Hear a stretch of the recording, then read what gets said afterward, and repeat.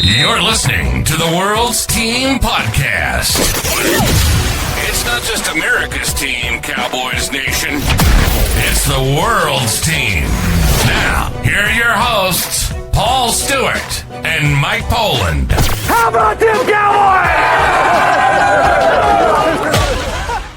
Hello and welcome back to the World's Team Podcast, brought to you by the Believe Network and sponsored by Cowboys Experience for the ultimate stadium tours, facility tours, game tickets, all the above. Be sure to go to www.cowboysexperience.com and use the discount code World's Team 2025, and we will be getting that code updated for the upcoming season. Nonetheless, we are here, ladies and gentlemen.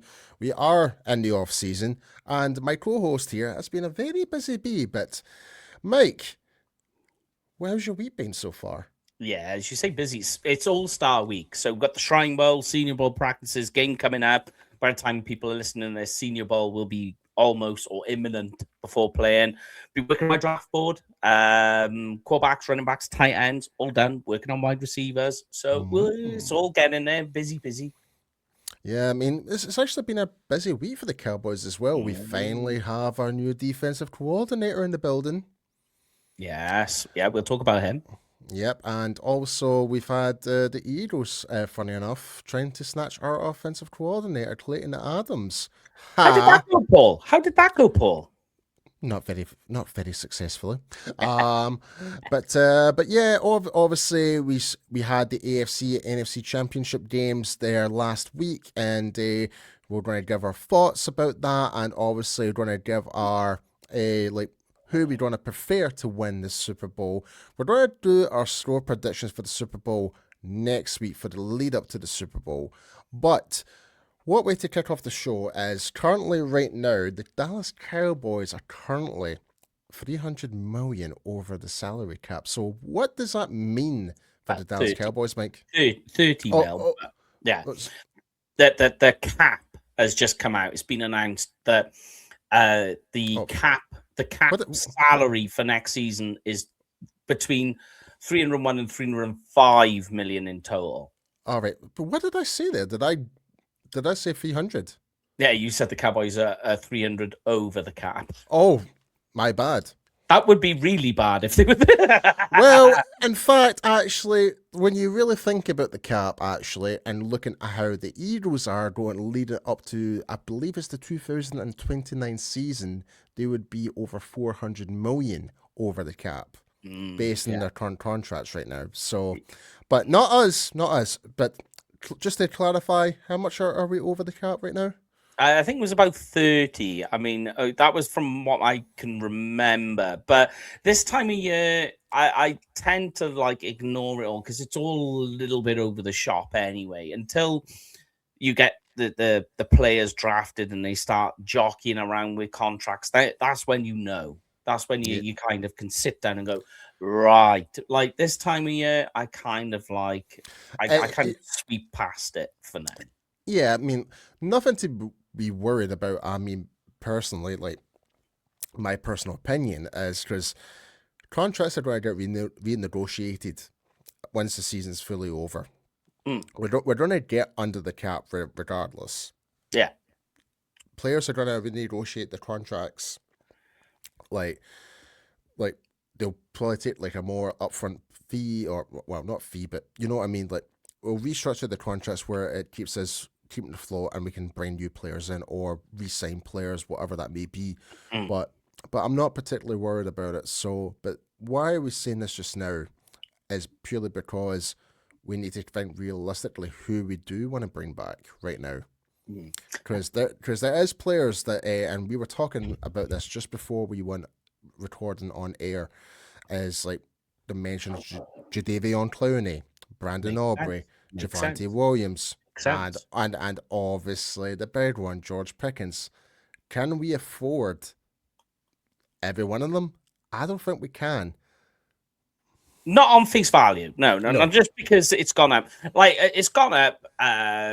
So it's a big incremental increase because last year the cap was 279. So it's gone up by over 20 million. And the first place everybody goes to is, oh, well, George Pickens is around about 30 million. That means we can sign him. I think what you got to do is yes and no. Yeah and no. Yeah. I mean, you think the guys like Aubrey, you're looking 7 mil. Clowney, say about 5 mil. Veteran contract type of deal, type of thing. Yeah. Yeah. Javonte Williams, you're looking like 7 mil, you know? So these guys now, with all of that, you think, okay, there's space, there's gap in there to be able to push these guys in. Let's get these guys done. You've even got guys like, if you really wanted to, like Kwame Thomas. You've also got to think of other guys like Cooper Beebe as well. These are all guys you can get in under there. Oh, not Cooper Beebe. I was going to say, Cooper Beebe's still got a couple of years left. I'm on about backup center. Name has escaped me. Brock Hoffman. Thank you very much. There's another guy you can bring in. So these are guys you can easily sign up for and feel okay about your cap space. With Pickens, it's not because we've got this increase we can go, there's Pickens. With Pickens, if they do want to re-sign him, they still need to make other moves with player contracts in order to make room. Because Pickens is going to be, I reckon, about 35 mil.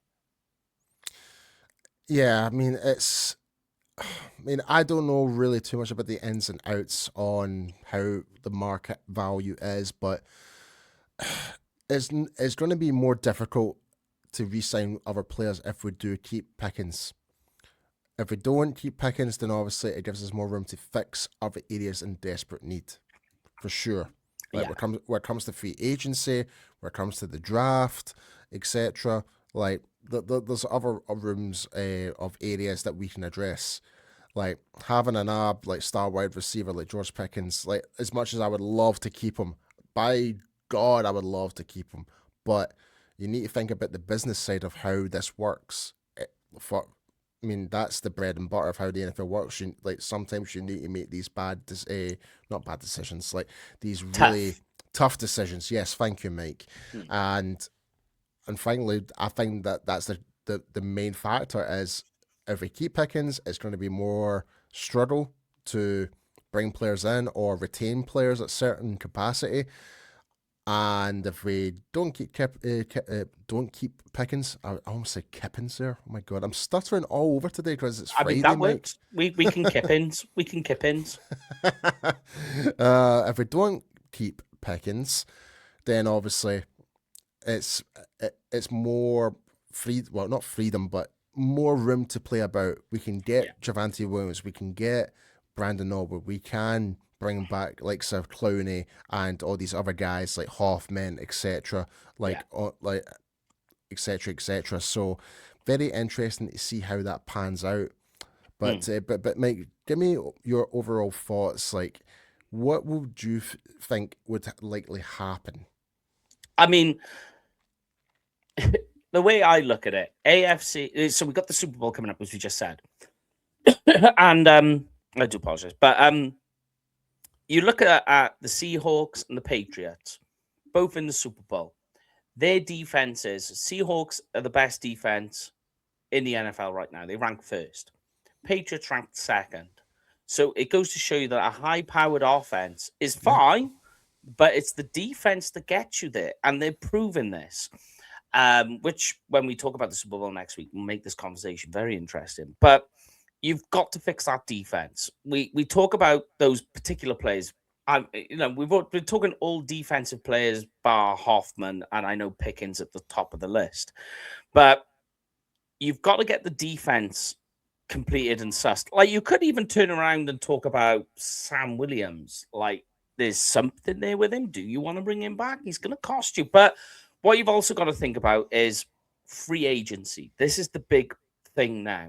Is sure, sign all these guys up, but what are you doing in free agency to stock up on that defense pre-draft? So when you get to the draft, you have this freedom where if BPA falls in your lap, which everybody always talks about, I don't mind it in the first round with some respects, but if you sit there and you go, this guy's landed in our lap, and you've sorted it out with free agency on what you've done to fill the void and fill the gaps, perfect. Can you do that if you sign Pickens up straight away with this extra freedom you've got in the cap room? No. Your hands are tied. Yeah. No, I totally agree with you. And funny that you mentioned the likes of the defense and stuff like that. What's that old saying, mate? Defense wins you championships. Yeah, It's a fact. It really is. it's been Like, proven. we've seen that, like, when you look at previous Super Bowls and stuff like that, all these teams have good defense. Like, even look at San Francisco a couple of years ago when they were in the Super Bowl. Yeah. When Nick Bosa, Fred Warner, etc., like Ball playing peaking. playing high octane football, and for that defense, and that's why they got to the Super Bowl. I think it was like a couple of seasons ago. Like, and even when you look at like the like the other teams that were in the AFC and NFC Championship games, the Rams defense are really pretty good, and when you look at Broncos the defense. Broncos, so like it just shows like and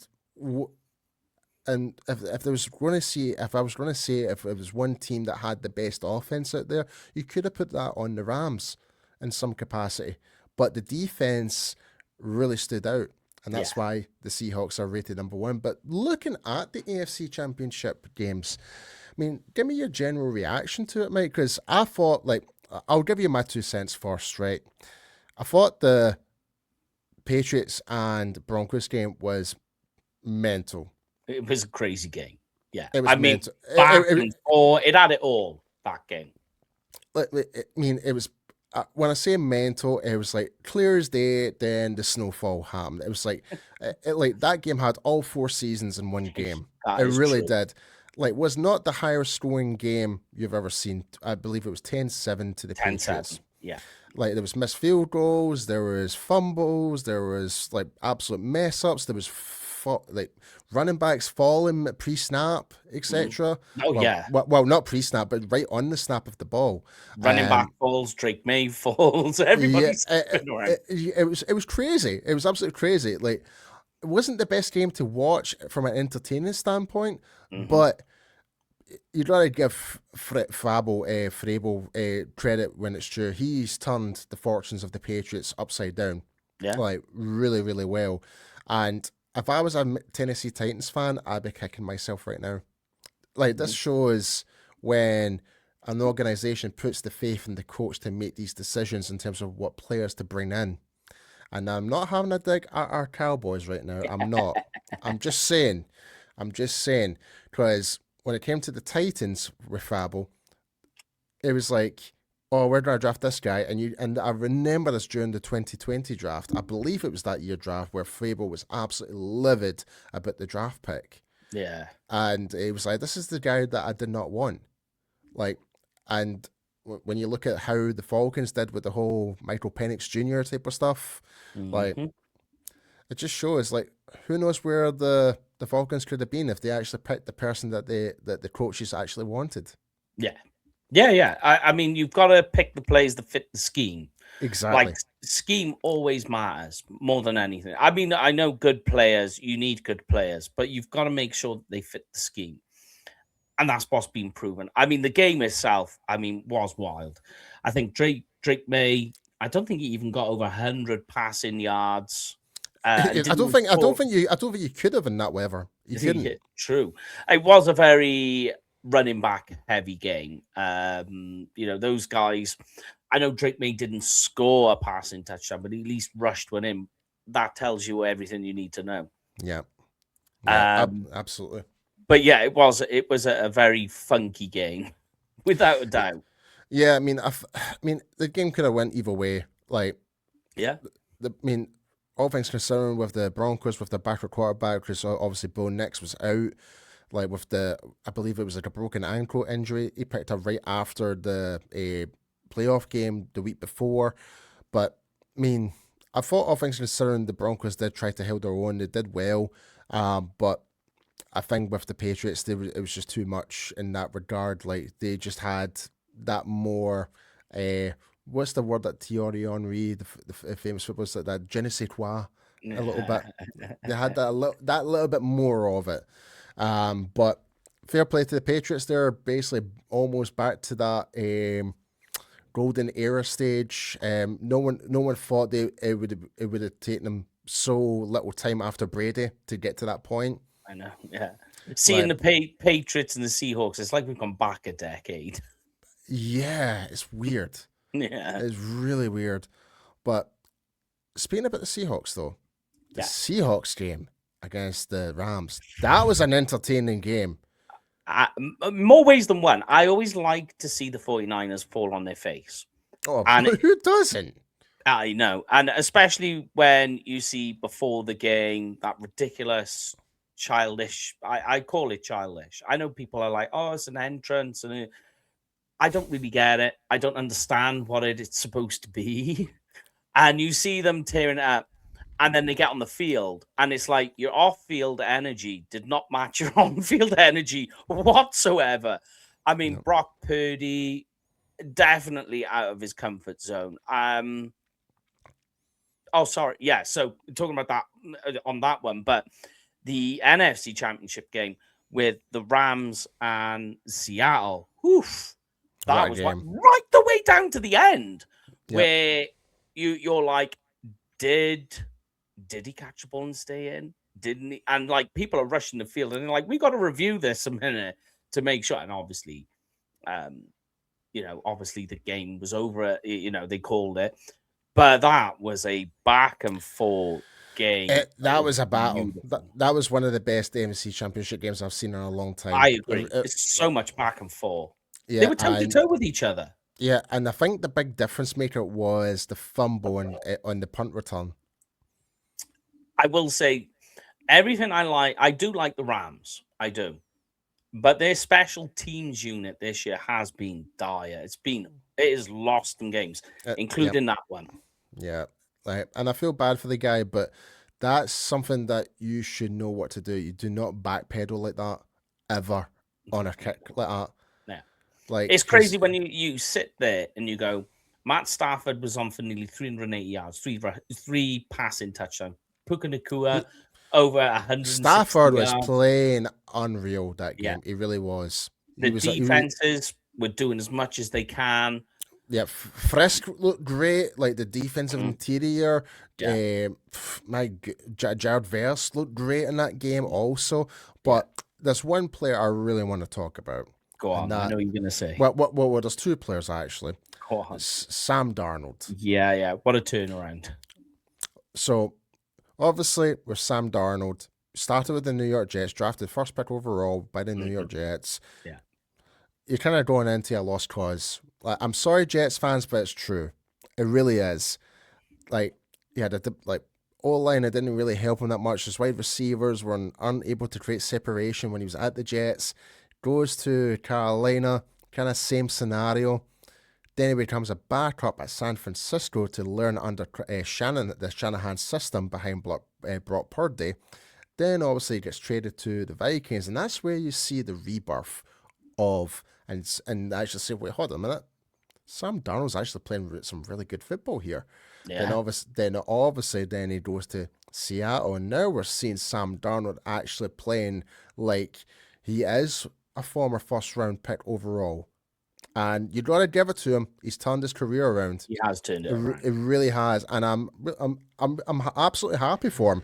And like, because I remember times where we played against Sam Darnold, where we just completely, like, for the Cowboys, we always turn up and we are actually laid it on Sam Darnold. I think we may have played him on two occasions, one being the Panthers and one being the Jets, if I'm correct on that one. But the other player I want to talk about, DeMarcus Lawrence.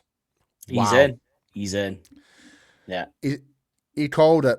He absolutely called it. He called it when he first signed back in March 2025, saying, I've came to Seattle because I fit, like, basically, I'm not going to win anything when I'm in Dallas. And he's right. Yeah, he's true. Yeah. And here it is with Lawrence, right? This is crazy. Rams offensive line, pretty good. I quite like the Rams offensive line. All right, you can still do some things with it, but still. On the defensive side for Seattle Seahawks, no other player got a sack than DeMarcus Lawrence. Got not only the sack, but that crucial forced fumble that he created. Yep. I mean, the guy, and I mean, he's taken over games for Seattle all year this season. Yeah, all year. Oh, yeah. And I love so like everyone talks about the Patriots. I'm actually rooting for the Seahawks purely on the basis of DeMarcus Lawrence. I want So DeMarcus. I mean, that's basically with the whole, well, kind of going into our would you rather, I would guess, later on, I suppose. But yeah, I totally agree with you. I want DeMarcus Lawrence to get that Super Bowl ring because, like, he obviously deserves it. he deserves it. Like, Mm. and I know a lot of our fellow Cowboys content creators, we all kind of dissed DeMarcus Lawrence at the start, like when he first joined Seattle. It was like that was a bit of a bonehead comment to talk about coming to Seattle. We all kind of laughed. He's laughing. He's laughing to the Super Bowl now, and me for one. Like, I mean, I've not publicly said it on like X or anything like that, but I just want to say, DeMarcus, you were right. We are sorry, and we want you to win that Super Bowl. Like, and we're rooting for you. Like, you deserve it. You absolutely deserve it. So, but yeah, man. Like, when it comes to the Super Bowl, I mean, you even saw the interview after the game with DeMarcus Lawrence. It was just like it didn't look as though he was in shock or anything. Like, he kind of just like, yeah, I just knew, like, he just knew it was going to happen. Like, he's just so calm, collective, full of confidence, and that's why I'm thinking Seattle might actually be the winners in this one, because they've just got that continuity within their team, especially in that defense right now. Yeah. Yeah. The defense is just storming. And it's just everything is so well contained. Yep. And not to mention, who's the defensive line coach for the Seattle Seahawks? Go for it. Aiden Durde, our former D-line coach for the Cowboys under Dan Quinn. So that's another reason I'm rooting for the Seahawks. Another reason. I honestly feel Dirty could be up for a head coaching spot soon, which will be insane to see. I'll be honest with you, mate. I never thought in my days, who's played in the British leagues here in the United Kingdom, where Aiden Durde started as a player. He played in NFL Europe. He's also coached for the London Olympians. Big shout out to the London Olympians. And he was a coach there. Then he became part of the NFL program. Started becoming like an assistant at Atlanta under Dan Quinn. Then he became like a defensive line coach. Followed Dan Quinn to Dallas. Helped us with the D line there. And now he's a defensive coordinator for Seattle. And look what he's been doing. Everywhere he's gone, defenses have looked sharper. Like, and if you ever notice with Durde, like, he brings that intensity. Like, I remember that training camp where Durde was working one-on-ones with likes of Tyron Crawford and DeMarcus and Micah Parsons, and he was so hands-on with the guys. That's the type of coaching that we do need, and that's something that we've not had this year. Well, I mean, like, why Cotton? I'm on the fence, but anyway. But here's an interesting one I found out with Dirty, that he's done this his entire coaching career, is when he gets in there in the building, he goes up to the players and he's like, this is what I want you to do. I want you to write down what you want to accomplish, how you think, or what you need to do in order to accomplish it, and then we will create a program in order to do that. And that's what he does with all of his players. And they sit there and they go, this is what I want to be, this is what I want to do, and they work out between the pattern between all of them how that defense will look based on what they say. And I'm just like, wow, yeah, that's how you do it. Player-coach relationships is very important. Yeah. And not to throw any more sand towards Matt Eberflus, but we never had that. You actually had former Dallas Cowboys players liking social media posts by the Cowboys by saying that Matt Eberflus has been relieved of his role. Like, that's not a good sign when you've got players within the organization liking a post of that your coach has just been relieved of his duties. But going to, in terms of defensive coordinators, we have our new defensive coordinator, that is former passing game coordinator and defensive backs coach Christian Parker, formerly of the Philly Eagles. So, but Mike, hit me with it. What do we need to know about Christian Parker? He's a smart guy, obviously. I mean, you look at, the comments of some of the players, more specifically the defensive backs from the Eagles, they were Triple Very John. Yep. Yeah, it is a good example. They were upset that he's gone. I think it's going to cater more to what we've got on the Cowboys defense, cover 1, cover 3. He's going to definitely, I feel, be. We just mentioned Dirty being a place. I feel he is too, because of the way that the players have responded to him leaving. Tells you that they've built a good relationship and rapport with him. It's a good step up. I'm very optimistic and positive about this, more than I was about Eberflus. Oh, 100%. Why can't, Yeah. I mean, well, let's be honest. Anything beats being one of the worst defenses. Anything. But with this brings a good sense of like motivation, especially from our defensive backs currently on the roster. Like Revel, this is a good confidence booster to have a coach that is pretty much like, because, and this is another thing as well. Parker will want, well, obviously, and you can correct me on this, I believe that he's been having sit downs with the existing positional coaches, and it's like making decisions. Yeah. So, but whoever Parker wants to bring in to help his defensive staff, I'm all for it, because I think he has that right mindset who he wants to bring in and cater the defense what he wants to do. And this is great because he's going to do a player evaluation of what he's currently what needs to work with at the moment. Like, and obviously he's going to work back and forth with Schottenheimer, Jerry, and Steven, and Will McClay, etc. Yeah, this is another thing as well. This is definitely a Schottenheimer recommendation. I think so. Yeah, definitely. This feels more shotty than it does a Jerry front office move. Absolutely, and I feel okay, right. And we're seeing the response from our fellow content creators like J-Tuck. We're really happy about this. Really happy. Because, I mean, we saw the transformation when the Eagles were pretty much one of the worst defensive backs groups in the league. And when Parker came in, he's transformed them into one of the top 10 out there. So he's made a massive strides with them in regards to that. We'll give him his credit for that 100%. But he's here now, so he's going to be coming in here, right? Okay, right. If I want to kind of follow this plan, I need this, I need this, and need this. So, and when it comes to like the Shrine Bowl, stuff like that, etc., the draft, I would like to think Parker wants to be really heavily involved with this whole process to really get it. So, and that's why I made a comment on Twitter saying timing is crucial with the hiring. Great point. That's a great point. Yeah, I mean, normally we would wait to so no, we got our guy really early.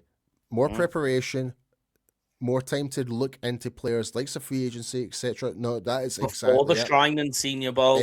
Exactly. He's got more time to evaluate, more time to look at prospects, more time to conjure up a plan and put forward his thoughts and opinions on what he wants in order to make his defense work. Absolutely. So there's a lot of upside to this. Like, well, the upside is we're definitely not going to. I am willing to put my house on this. We're not going to be the worst defense in the league next year. We're not. Like, I think so. You got to be optimistic on things, haven't you?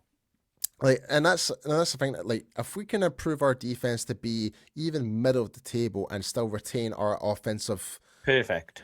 Like, we've got a nice balance. Yeah, like all it needs to be is in the middle.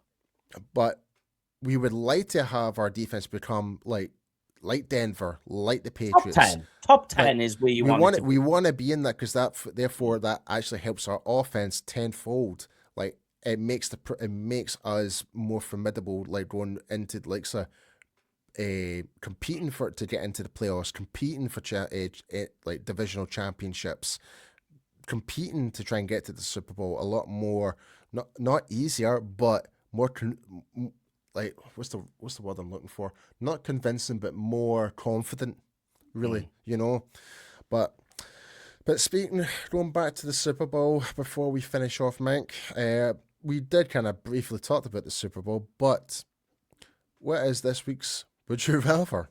Well, Would You Rather has changed this week because it's episode 101.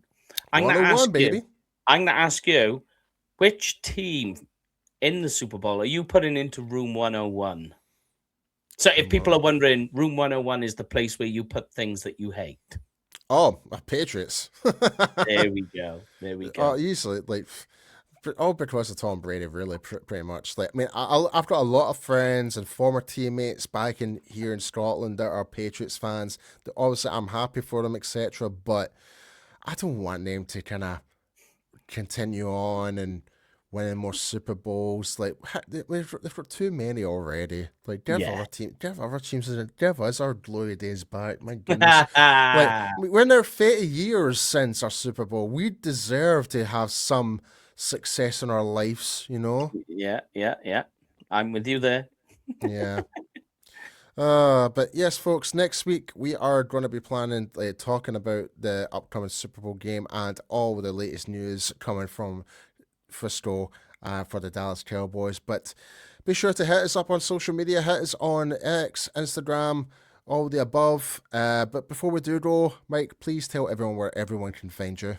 Yeah, you can find me on Twitter or X at Kenfig Cowboy. That's Kenfig with a K, Cowboy with a K. And you, Mr. P? You can find me at I am P Stu on X and Instagram. But yes, folks, we will be back next week. Obviously, it is the off season. Oh, in fact, we haven't talked on one more thing actually, Mike. Senior Bowl players. Well, should we do that? Should we do that next week? Because we could talk about not only the practices but also the game. We can say how good they played in the game. So we'll do the two. We'll do Senior Bowl and Super Bowl. Well, that sounds like a plan. Well, there you go, folks. We'll cover more on the Senior Bowl. Cover all of it for the next episode. All right, folks. We will see you guys next time. And like as always here on the World's Team, it's not just America's team. It is the World's Team. We'll see you guys next time. That's a wrap on the World's Team Podcast. Smash that like button and hit subscribe, Cowboys Nation. This ain't just America's team, it's your team. Touchdown! It's the World's Team, only on Believe, where real fans live. How about them Cowboys?